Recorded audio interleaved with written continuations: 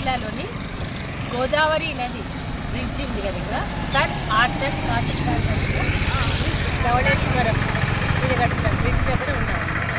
ఈ బ్రిడ్జ్ గురించి మనం కొంత చెప్పుకోవాలి, ఎందుకంటే ఈ బ్రిడ్జ్ యొక్క విశిష్టత, ఎవరు కట్టారు, ఎలా కట్టారు అనేది కొంత దాని గురించి తెలుసుకుందాం. మనం ధవళేశ్వరం ప్రాజెక్ట్ గోదావరి నదిని చూసుకుంటూ మాట్లాడదాం.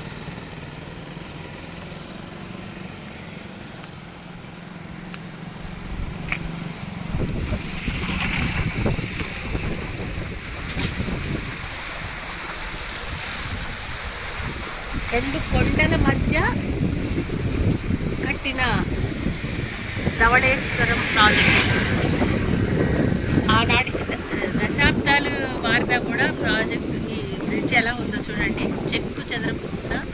అంటే వారు సర్ ఆర్థర్ కాటన్ గారి ఉద్దేశం ఏంటంటే 1 కోటి మంది జనం ఈ నది మీద ఆధారపడి వాళ్ళు బతకాలి అనే ఉద్దేశంతో కట్టిన ప్రాజెక్ట్ కాబట్టి 1 కోటి మందిని బతికిస్తూ ఉంది. ఇప్పటికి కూడా చెక్కు చెదరకుండా అలా ఉంది.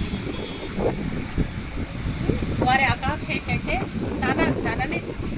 తన జీవితాన్ని తన గురించి ఆలోచించుకోకుండా పబ్లిక్ కోసం ఆలోచించారు కాబట్టి ఈ ప్రాజెక్ట్ ఇలా నిలిచిపోయింది.